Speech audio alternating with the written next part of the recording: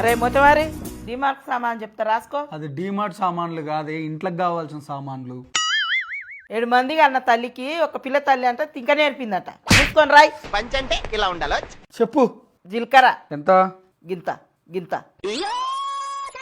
గింత గంత అంటే ఇయ్యరు, ఎంత కావాలో అంత చెప్పు. ఓ షటాకేసుకో, ఓ షటాకేసుకో. ఎన్ని గ్రాములు కావాలో అన్ని గ్రాములు చెప్పు. ఓ 50 కిలోలు వేసుకో. నువ్వేమన్నా దుకాణం పెడుతున్నావే, అవి కిలోలు కాదు గ్రాములు. అదే వేసుకో. నెక్స్ట్ ఆవాలు ఎంత? అవి ఓ అద్దపావు వేసుకో, అవి ఓ అద్దపావు వేసుకో. అద్దపావు అంటే గింత. గంత కాదు గింత వేసుకో, గంత కాదు గింత వేసుకో. మళ్ళీ పంచ్. గింతనేలే, ఎన్ని గ్రాములో చెప్పు. 100 గ్రాములు వేసుకో. అట్లా చెప్పు. తర్వాత టాయిలెట్ టాయిలెట్ పోయిరాపు. టాయిలెట్ కాదురా, దోమలు వస్తే చచ్చిపోతాయి చూడు గది. అది టాయిలెట్ కాదు, ఆల్ అవుట్. ఇంకా ఒక లిప్టిక్ దే. నువ్వెప్పటి నుంచి లిప్స్టిక్ పెట్టుకుంటున్నావే? వాషింగ్ మిషన్ లేచి లిప్టిక్.